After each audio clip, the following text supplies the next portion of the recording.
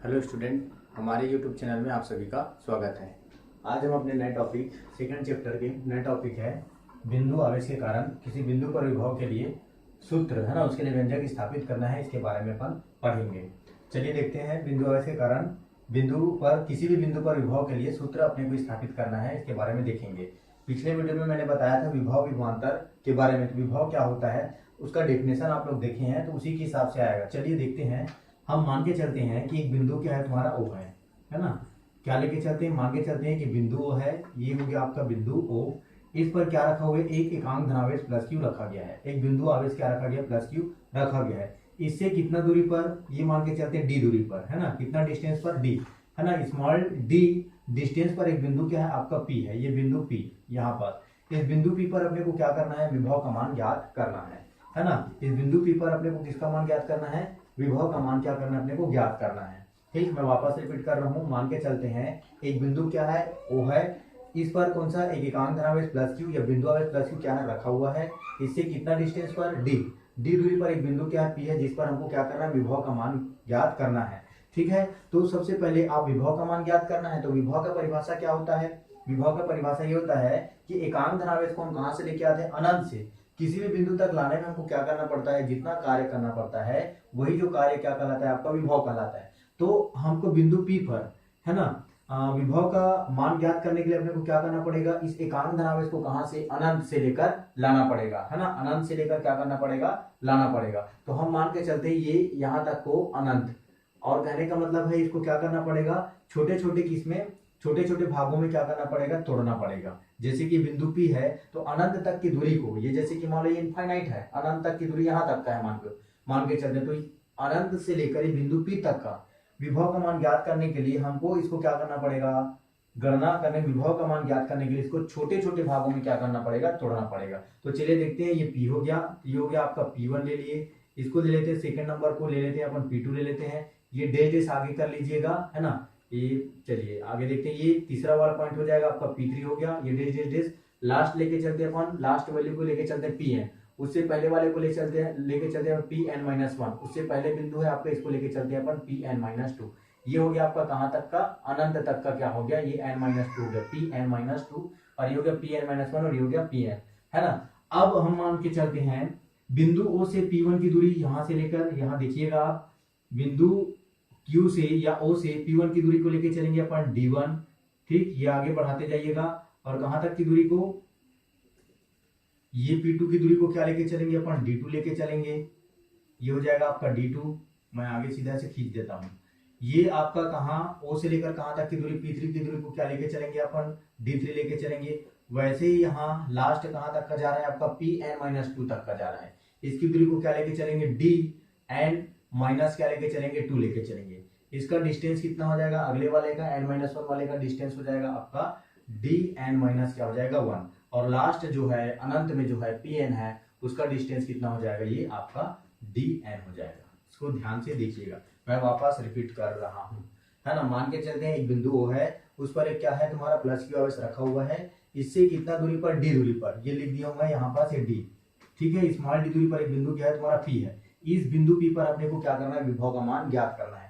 और विभव का परिभाषा क्या होता है, एकांक धनावेश को अपने को कहां तक लाना पड़ता है, अनंत तक, और जो भी कार्य करना पड़ता है वो उसका क्या कहलाता है, विभव कहलाता है।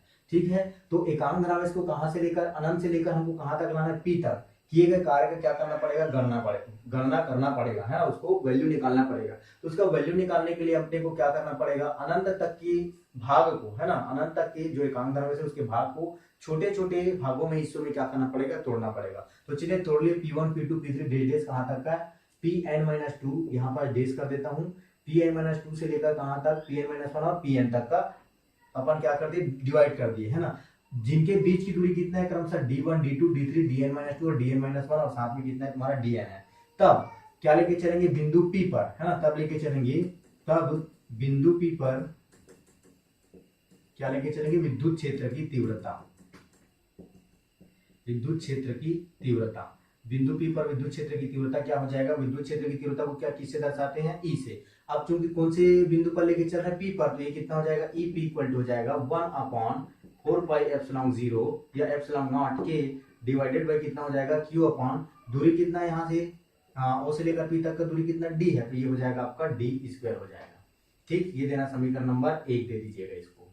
ठीक, इसी प्रकार किसके लिए, P1 पर, बिंदु P1 पर किसके लिए निकाल के चलेंगे, विद्युत क्षेत्र की तीव्रता। यहाँ पर देखिए ये के लिया हूं, जहां पर के क्या है, नियतांक है या एक माध्यम है, जिसे हम क्या बोलते हैं, परावैद्युतांक माध्यम बोलते हैं। ठीक है, बिंदु P पर आप P पर लेके चले तो आप अपन क्या लेके चलेंगे, बिंदु P1 पर, है ना, विद्युत क्षेत्र की तीव्रता लेके चलेंगे, विद्युत क्षेत्र की तीव्रता।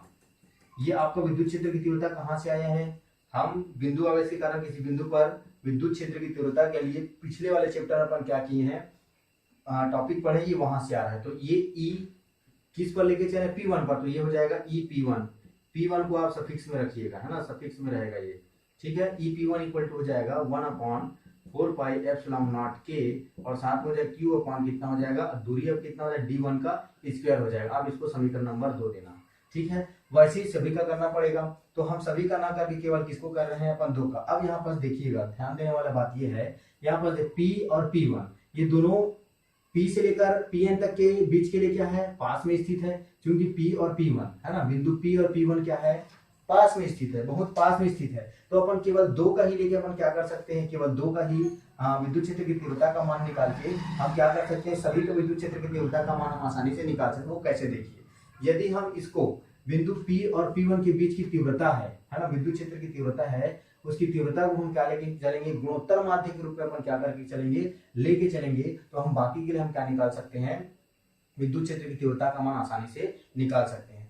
चलिए कैसे बोला हूं मैं वापस, चूंकि यहाँ पर क्या दिखाई दे रहा है, बिंदु P और P1 एक दूसरे से क्या है, तुम्हारा पास में स्थित है, एक दूसरे से क्या है, पास में, बहुत पास स्थित है। तो बहुत पास में स्थित है, तो इसकी तीव्रताओं को, मतलब विद्युत क्षेत्र की तीव्रताओं के अनुपात को हम गुणोत्तर माध्य के रूप में क्या कर सकते हैं, ले सकते हैं। तो यहाँ पास लिखता हूं, चूंकि P व P1 अत्यंत निकट है, निकट अत्यंत पास स्थित है, निकट स्थित है, अतः इनकी तीव्रताओं को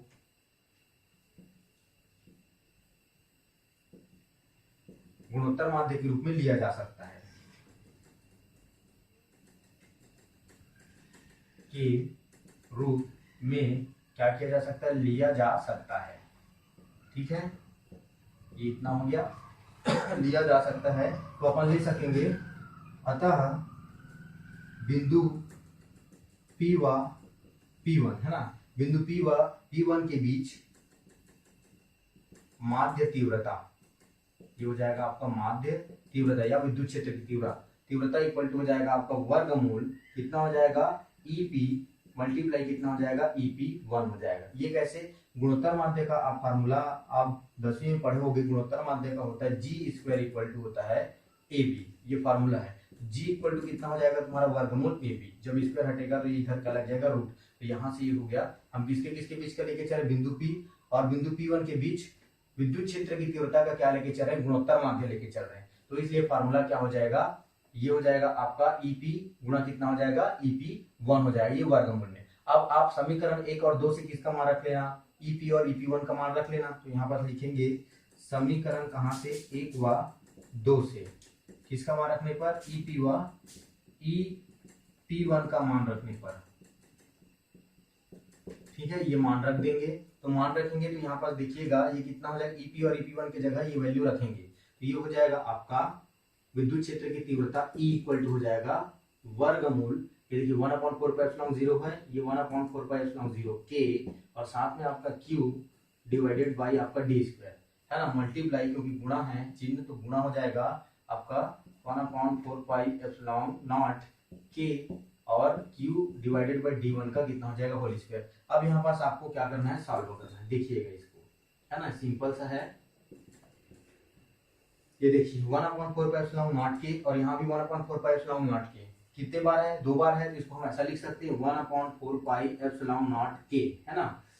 और साथ में तुम्हारा Q भी क्या है, तुम्हारा 2 बार है, तो यहाँ पास लिख दीजिएगा, Q लिख दीजिएगा, है ना, या फिर सीधा लिख देता हूँ मैं Q बस लिख देता हूँ, 2 बार है। और साथ में यहाँ देखिए D² और ये क्या है तुम्हारा D1² है, तो मैं यहाँ लिख देता हूँ, चलिए अलग अलग कर देते हैं, ये 1/4πε0 के दो बार है तो एक ही बार लिखे है ना, और यहाँ पास क्या हो गया तुम्हारा क्यू, इसको भी एक ही बार लिख रहा हूँ मैं, और साथ में कितना हो जाएगा तुम्हारा ये डी का, ये डी स्क्वायर है और ये हो गया तुम्हारा डी1।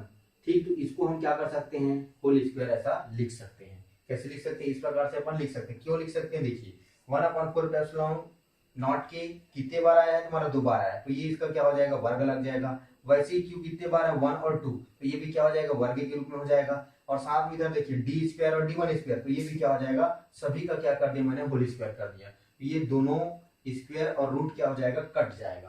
तो ये कितना बचेगा, E इक्वल टू आपका बचेगा 1/4πε0 के, ठीक है, और डॉट कितना हो जाएगा आपका Q, ये आपका बचेगा, यहाँ देखिएगा ये E इक्वल टू हो जाएगा 1/4πε0, है ना, ε0 के, और साथ ही बचे Q डिवाइडेड बाई D और D1। ठीक, ये यहाँ तक का बचे, ये विद्युत क्षेत्र की तीव्रता निकल गया, है ना, किसके किसके बीच का, P से P1 के बीच का, है ना, विद्युत क्षेत्र की तीव्रता का मान निकल गया। अब अपने को क्या निकालना है, ये विद्युत क्षेत्र की तीव्रता का मान निकल गया। अब अपने को निकालना है एकांक धनावेश को कहां से लेकर कहां तक, बिंदु P1 से P तक लाने में किया गया कार्य निकालना है। तो अब इसके बाद ये इसका बेसिक हो, अब इसके बाद आपका मेन जो ये फंक्शन चालू होगा। तो चलिए इसको देखते हैं। यहाँ देखेंगे अपन, यहाँ लिखिएगा, ये देखिए आप किसके किसके लिए गणना करना पड़ेगा, ये एकांक धनावेश है, जैसे कि मान लो एकांक धनावेश यहाँ है, परीक्षण आवेश समझ लो, एकांक धनावेश परीक्षण आवेश यहाँ है, तो परीक्षण आवेश को कहां से, Pn से लेकर कहां तक का लाना है आपको, P तक का। तो सबसे पहले अपने को P1 तक लाना पड़ेगा, P2 तक लाना पड़ेगा, P3 तक, तभी तो होते जाएगा। तो क्या करेंगे अपन, कहां से लेकर कहां तक, P1 से P तक लाने में किया गया कार्य। तो यहाँ पर लिखेंगे एकांक धनावेश को, देखते जाइएगा, एकांक धनावेश को, एकांक धनावेश को, है ना, कहां से लेकर, ये बिंदु P1 से लेकर P तक का लाने में किया गया कार्य, बिंदु P1 से P तक लाने में किया गया कार्य, है ना, बिंदु P से P1 तक लाने में किया गया कार्य बराबर। अब यहाँ पर देखिए कार्य, है ना, 11th में पढ़े हैं आप, कार्य का सूत्र क्या होता है, बल गुणा क्या होता है, विस्थापन। तो यहाँ मैं लिख देता हूँ बल, ठीक है। तो यहाँ पास बल की जगह हम क्या आ जाएगा, आपका तीव्रता आएगा, ये कैसे मैं बता रहा हूँ, गुणा कितना हो जाएगा, विस्थापन। तो विस्थापन की जगह हम यहाँ पास क्या होगा, तुम्हारा दूरी आएगा, है ना, ब्रैकेट में, या इसको हम लिख सकते हैं बल गुणा, बल की जगह हम क्या जाएगा बोला हूँ आपको, तीव्रता, है ना। तो ये तीव्रता गुणा कितना हो जाएगा, दूरी।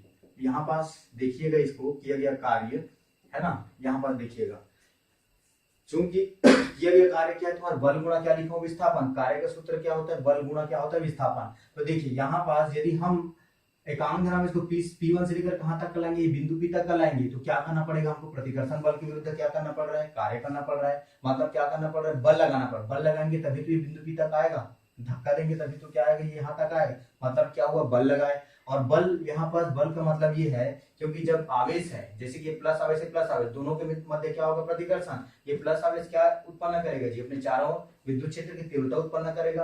तो यहाँ पास ये बल शब्द का प्रयोग किसके रूप में किया जाएगा, तीव्रता के रूप में। और जब P1 से लेकर P तक खिसकाएंगे, तो ये क्या हो रहा है तुम्हारा, इसका डिस्टेंस, इनके बीच में कुछ दूरी है कि नहीं है, मतलब ये क्या होगा, P1 से लेकर P तक आया, मतलब इसमें क्या होगा, विस्थापन। तो विस्थापन में मतलब क्या तय किया, ये दूरी तय किया, तो इसलिए वहां पास क्या हो जाएगा, विस्थापन की जगह आ जाएगा आपका दूरी आ जाएगा। तो चलिए देखते हैं, तीव्रता हम यहाँ पास निकाल चुके हैं, ये E दिया हुआ है तीव्रता।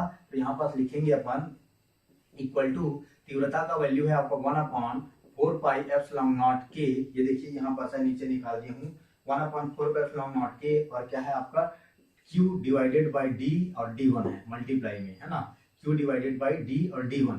अब यहाँ पास आपको दूरी, अब दूरी कैसे निकलेगा, देखिए P1 और ये P, है ना, इन दोनों के बीच की, तो P1 की दूरी उसे कहां तक है तुम्हारा, D1, और P की दूरी कितना है तुम्हारा, D। तो अब दूरी कैसे निकलेगा, ज्यादा किसकी दूरी है, D1 की दूरी ज्यादा है, और तुम्हारा P की, मतलब P1 की दूरी क्या है तुम्हारा, ज्यादा है, किससे, ये बिंदुओं से। तो ज्यादा में से हम किसको करेंगे माइनस, कम को क्या करेंगे, माइनस करेंगे। तो ये आ जाएगा आपका D1 माइनस कितना हो जाएगा, D हो जाएगा। जब आप इसको सॉल्व करोगे, आगे सॉल्व करते हैं, इसको हल करते हैं, इसको हल करोगे, ये देखिए पहले ये एक फंक्शन हुआ, उसका D1 से क्या करोगे, मल्टीप्लाई, है ना, तो ये हो जाएगा 1/4πε0 के, ठीक है, और साथ में क्या है तुम्हारा Q डिवाइडेड बाई कितना, D, D1, है ना। अब यहाँ क्या है तुम्हारा D1, ये कितना हो जाएगा गुना कितना हो जाएगा D1 हो जाएगा, बीच में कौन सा चिन्ह माइनस का, फिर आपस में क्या करना गुना करना, ये 1/4πε0 k है ना, और साथ में क्या है तुम्हारा q डिवाइडेड बाई d और क्या है D1, और साथ में ऊपर में क्या हो जाएगा मल्टीप्लाई में d। ठीक, ध्यान दीजिएगा इधर, ये D1 से D1 क्या हो जाएगा कट जाएगा, ये D से ये वाला D क्या हो जाएगा कट जाएगा। अब क्या बच रहा है 1/4πε0 k है ना, और साथ में तुम्हारा q डिवाइडेड बाई यहाँ क्या बचा d, माइनस कितना हो जाएगा 1/4πε0 k, यहाँ क्या बचेगा q डिवाइडेड बाई कितना हो जाएगा तुम्हारा ये D1। ये हो गया, कहां तक का हो गया, ये किसके लिए निकला, ये एक का निकाल लिए। अब इधर आपको आसानी से पता चल जाए किसके लिए वो एकांक भाव, इसको कहां से लेकर कहां तक का, P1 से लेकर P1 कहां से कहां तक, P1 से लेकर P तक लाने में किया गया कार्य का क्या निकल गया, सूत्र निकल गया ये है ना। तो ये यहाँ तक किसके लिए हुआ, एकांक धनावेश इसको बिंदु कहां से P1 से लेकर P तक का। इसी प्रकार हम किसके लिए निकाल सकते हैं, एकांक धनावेश को कहां से लेकर कहां तक, P2 से लेकर कहां तक P1 तक, P3 से लेकर P2 तक। तो आपको आगे सॉल्व करने की जरूरत नहीं पड़ेगा, तो यहाँ पर लिख देता हूं मैं, इसी प्रकार एकांक धनावेश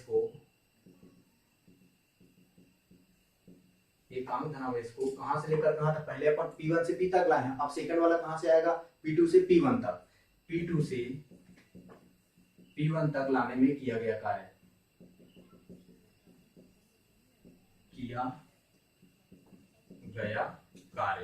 है ना, बराबर कितना हो जाएगा, यहाँ पर देखिएगा ये इसी समीकरण, ये जो समीकरण है इसको देना समीकरण नंबर, देखिए यहाँ पर 1 2 और ये हो जाएगा आपका, इसको दे देना समीकरण नंबर 3, ये हो जाएगा आपका समीकरण नंबर 4 है ना।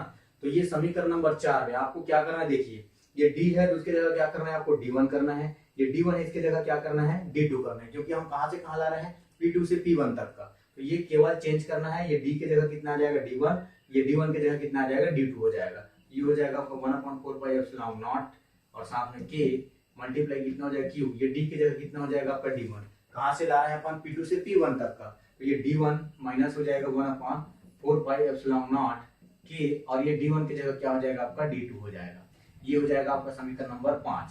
अब क्या लिखेंगे, ये यहाँ पर डेजेस कर दीजिएगा है ना, मैं यहाँ डेजेस दर्शा दिया हूँ, ये कहां तक के लिए हो जाएगा, पॉइंट कर दिया हूं कहां तक के लिए। अब हम क्या निकालें P2 से लेकर P3 से लेकर कहां तक का P2 तक का, तो निकालने की जरूरत नहीं है, निकालोगे तो सेम यहाँ पास क्या आ जाएगा D1 की जगह कितना हो जाएगा आपका D2 और इसकी जगह D3 हो जाएगा। ये ऐसे ही क्या हो जाएगा बढ़ते जाएगा। अब हम सीधा डायरेक्ट किसका निकालते हैं n-1 और इसके लिए लास्ट 2 का निकालते हैं है ना। तो अपन लेके चलेंगे एकांक धनावेश को, कहां से एकांक धनावेश को, ठीक है लास्ट 2 का निकाल, पहले 2 का निकाल लिए, अब अंतिम किसका 2 का अपन क्या कर लेते हैं निकाल लेते हैं। एकांक धनावेश को कहां से, बिंदु कहां से लेकर आना है जी आपको, Pn-1 से कहां लेके आना है तुम्हारा Pn- कहां तक का 2 तक का है ना। जैसे P1 से लेकर P तक लाए हैं तो अपने को क्या करना है Pn-1 से कहां तक का Pn-2 तक का, Pn-1 से Pn-2 तक लाने में किया गया कार्य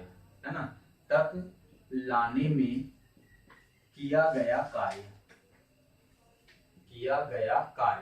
ये हो जाएगा आपका इक्वल टू, अब यहाँ पास देखिएगा ये D1 है, इसके जगह हम आप क्या कर दोगे, D1 के जगह हम क्या कर दोगे, आप क्या लिखोगे Pn-2 लिखोगे, और D2 के जगह हम क्या आ जाएगा Pn-1 आ जाएगा। तो यहाँ पास लिख देते हैं 1/4πε0 k है ना, मल्टीप्लाई कितना हो जाएगा Q डिवाइडेड बाई, अब ये D1 की जगह जैसे कि यहाँ D है तो ये D की जगह क्या आ जाएगा आपका एक बार Pn-2 आएगा, तो ये हो जाएगा आपका Dn-2 आएगा, क्योंकि दूरी कितना है इसका Dn-2 है ना, और साथ में माइनस कितना हो जाएगा 1/4πε0 k, और हो जाएगा आपका Q डिवाइडेड बाई कितना हो जाएगा Dn-1 हो जाएगा। ये देना आप समीकरण नंबर कितना 6 देना आप, समीकरण नंबर 6 ठीक है, कितना दोगे समीकरण नंबर 6। अब इसी प्रकार इसके लिए अपन एकांक धनावेश को कहां से Pn से लेकर Pn-1 तक या लिखोगे एकांक धनावेश को कहां से लेकर कहां तक का Pn से Pn-1 तक लाने में किया गया यहां लिख देता हूं मैं किया गया कार्य है ना, बराबर कितना हो जाएगा यहाँ देखिएगा है ना, Pn से लेकर कहां तक Pn-1 तक का, आपको इसी फॉर्मूले में समीकरण नंबर 4 में ये डी के जगह क्या लिखना है, पी एन माइनस वन लिखना है, और ये डी वन के जगह क्या लिखना है आपका तुम्हारा, ये इसकी दूरी कितना है तुम्हारा डी एन है। बस कुछ नहीं करना है, ये हो जाएगा 1/4πε0 के, और साथ में हो जाएगा q डिवाइडेड बाई ये आपका d के जगह कितना हो जाएगा, दूरी कितना है यहाँ n-1 का, तो ये dn-1 हो जाएगा, ये n-1 है ना, माइनस कितना हो जाएगा 1/4πε0 के इंटू कितना हो जाएगा q डिवाइडेड बाई कितना हो जाएगा dn, है ना, ये इतना हो जाएगा dn। ये हो जाएगा आपका समीकरण नंबर कितना 7। ठीक, यहाँ पर ध्यान दीजिए, समीकरण नंबर कितना हो जाएगा 7 हो जाएगा। अब इधर देखिएगा किसके किसके लिए निकल गया, एकांक धनावेश को कहाँ तक का, P1 से लेकर P तक का, P2 से लेकर P1 तक का, ये सब निकाले। यदि हम सभी को कौन कौन सा समीकरण, ये समीकरण नंबर 4, 5, 6 और वो 7 को क्या कर देंगे, आपस में जोड़ देंगे, है ना, क्योंकि हम कहाँ से लेकर कहाँ तक से शुरुआत किए, P1 से लेकर P तक का, फिर P2 से लेकर P1 तक का, ऐसा क्या किए शुरुआत की है, और कहाँ तक का लेके चले Pn तक का। यदि हम जितना निकाले हैं कार्य, ये सभी को आपस में क्या कर देंगे, जोड़ देंगे, ऐड कर देंगे, तो बिंदु P पर किया गया कार्य का मान क्या हो जाएगा, निकल जाएगा, किए गए कार्य का मान क्या हो जाएगा आपका, निकल जाएगा। तो चलिए यहाँ पर देखते हैं समीकरण कौन कौन सा, देखिएगा समीकरण इधर को नहीं करना, 3 नंबर को नहीं जोड़ना है ना, कौन सा 4, 5, 6 और 7, समीकरण 4, 5, 6 व 7 को क्या करेंगे, आपस में जोड़ने पर, आपस में जोड़ने पर, है ना, ये हो जाएगा, किए गए कार्य का मान क्या हो जाएगा, निकल जाएगा। और जो किया गया कार्य किस रूप में होगा, तुम्हारा विभव के रूप में, तो इसलिए हम क्या लिख देंगे यहाँ पर किया गया कार्य लिख देते हैं, किया गया कार्य, किया गया कार्य, तो ये हो जाएगा आपका v इक्वल टू हो जाएगा समीकरण नंबर 1 में देखिए क्या, 4 में क्या है तुम्हारा, 4 में 1/4πε0 के, मैं इसको मिटा रहा हूँ, मैं सीधा यहाँ पास को क्या कर रहा हूँ, पूरा पूरा मिटा रहा हूँ।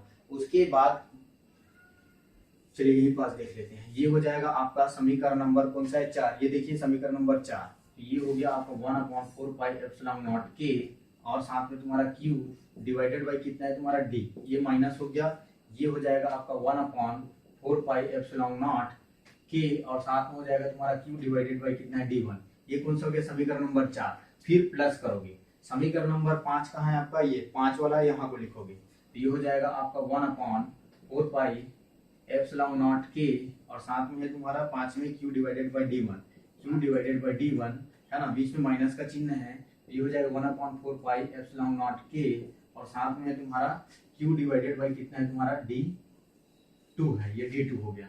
फिर उसके बाद आपको क्या करना है, ऐड करना है, ठीक है, प्लस करके यहाँ डेज कर दीजिएगा, क्योंकि यहाँ डेज किए हैं, तो फिर इसके बाद यहाँ करना प्लस डेज करके समीकरण नंबर 6, तो समीकरण नंबर 6 क्या है आपको 1/4πε0 के, ये हो गया आपको 1/4πε0 के, और साथ में q डिवाइडेड बाई कितना है dn-2, ये हो गया dn-2 प्लस कितना, बीच में कौन सा चिन्ह है, माइनस का, तो यहाँ माइनस लगाइएगा, ये 1/4πε0 के, और ये हो जाएगा आपका q डिवाइडेड बाई dn-1, ये dn-1। अब उसके बाद ये प्लस एक, ये क्या है आपका समीकरण नंबर 7 ये है, तो इसको भी क्या करोगे, ऐड करोगे, तो 1/4πε0 के, है ना, मल्टीप्लाई q डिवाइडेड बाई कितना हो जाएगा dn-1, और माइनस कितना हो जाएगा 1/4πε0 के, और q डिवाइडेड बाई कितना हो जाएगा dn। यही पास आपको ध्यान देना है। ये देखिए सबसे पहला फंक्शन क्या है, q डिवाइडेड बाई d है ना, अब ये क्या है तुम्हारा 1/4πε0 के divided by q divided by d1, यहाँ भी क्या है d1, ये क्या है माइनस में और ये क्या है आपका प्लस में, तो ये माइनस वाला और ये प्लस वाला आपस में क्या हो जाएगा, कट जाएगा। वैसे ही तुम्हारा ये वाला माइनस में है, इसके बाद मैं डेज कर दिया हूँ, है ना, जैसे कि मान लो इसके बाद कौन सा वाला आ रहा है, सेकेंड फंक्शन में d1 वाला आ रहा है, तो इसके बाद अगले फंक्शन में हम यहाँ पास क्या किए, d2 किए हैं, तो अगले वाले फंक्शन में यहाँ पास क्या आएगा, जैसे यहाँ d1 आया है तो यहाँ पास d2 आएगा, तो ये वाला सामने वाला और ये यहाँ पास जो आएगा वो वैल्यू आपस में क्या हो जाएगा, कट जाएगा, ठीक है। उसी प्रकार अब यहाँ पास देखिए dn-2 है, dn-2 के पहले यहाँ पास एक और वैल्यू आएगा, जैसे यहाँ पास 2 वैल्यू आया हुआ है तो यहाँ भी आएगा, तो ये dn-2 वाला और इससे पहले जो वैल्यू आएगा वो भी आपस में क्या हो जाएगा, कट जाएगा। अब यहाँ पास ये माइनस है और ये प्लस है ना, dn-1 वाला, तो ये माइनस वाला और ये प्लस वाला आपस में क्या हो गया, कट गया। अब कौन सा बच रहा है, फर्स्ट वाला और लास्ट वाला, तो ये कितना हो जाएगा, v इक्वल टू हो जाएगा आपका 1/4πε0 के, और साथ में q डिवाइडेड बाई कितना हो जाएगा d, माइनस हो जाएगा आपका 1/4 4 पाई एप्सिलॉन नॉट के और हो जाएगा आपका D Q divided by D है। ठीक है, कहाँ तक का आ गया, यहाँ तक का निकल गया। ठीक है, ठीक आगे समझ में, ये यहाँ तक का आ गया, केवल दो फंक्शन ही बचेगा, बाकी सभी आपस में क्या हो जाएंगे, कट जाएंगे। अब यहाँ पास लिखना यदि, चलिए यहाँ तक का समझ आ गया, ये समीकरण नंबर 8 है ना। अब इसके बाद ये बोलता है, ये आपका परिभाषा क्या बोलता है, बिंदु को कहां से लेकर आते हैं, है ना, एकांक धनुष को कहां से लेकर आते हैं, अनंत से बिंदु पी तक लाते हैं, तो जो कार्य होता है वही उसका क्या कहलाता है, विभव कहलाता है। तो यहाँ पास देखिएगा ये जो dn है, दूरी है, इसको हम क्या यहाँ पास लिख देता हूँ, यदि बिंदु जो p है, p अनंत पर स्थित हो, यदि बिंदु p क्या है, pn है ना, अनंत पर हो, अनंत पर हो, ये वाला जो ये बिंदु pn लिए है वो कहाँ पास स्थित हो, बोलता है अनंत पर हो, तो इसकी दूरी dn बराबर क्या हो जाएगा, इनफाइनाइट हो जाएगा ना। तो इसकी दूरी कितना हो जाएगा, अनंत हो जाएगा, dn बराबर कितना हो जाएगा, अनंत। तब कहाँ से, आप समीकरण नंबर 8 से, तब समीकरण कहाँ से, आपका 8 से। ठीक है, तो समीकरण 8 में आप ये dn की जगह क्या रखोगे, अनंत रखोगे। ये v बराबर हो जाएगा आपका v equal to 1/4 pi epsilon not के, और साथ में आ जाएगा q डिवाइडेड बाई कितना हो जाएगा d, ये माइनस हो जाएगा 1/4 पाई एप्सिलॉन नॉट के, और साथ में हो जाएगा q डिवाइडेड बाई कितना हो जाएगा, dn की जगह अनंत। और किसी भी संख्या के डिवाइड में यदि अनंत है तो उसका मान पूरा क्या हो जाता है, 0। तो ये वाला पूरा फंक्शन क्या हो जाएगा, ये वाला हिस्सा क्या हो जाएगा, आपका 0 हो जाएगा। तो बचेगा क्या, पहला वाला फंक्शन बचेगा, पहला हिस्सा। तो 1/4 पाई एप्सिलॉन नॉट के, और साथ में q डिवाइडेड बाई क्या बचेगा, आपका d बचेगा। तो ये v इक्वल टू क्या हो जाएगा, आपका 1/4 पाई एप्सिलॉन के, है ना, और एप्सिलॉन नॉट के q डिवाइडेड बाई d, ये वोल्ट, ये आपका क्या है, इसके लिए सूत्र निकल गया। किसी भी बिंदु पर विभव के लिए, बिंदु आवेश के कारण विभव के लिए क्या निकल गया, सूत्र निकल गया। यहाँ तक का आपको क्या करना है, कंप्लीट करना है। आप ये एग्जाम में पूछ भी सकता है और नहीं भी, है ना। तो आपको सबसे जो लास्ट वैल्यू आया है विभव का वैल्यू, उसको हमेशा याद रखना है, ताकि ये आपका अगले नेक्स्ट टॉपिक में जब हम पढ़ेंगे अक्षीय स्थिति और निरक्षीय स्थिति विभव के लिए, तो आपका ये क्या आएगा, आपका काम आएगा। धन्यवाद, आज वीडियो में इतना ही।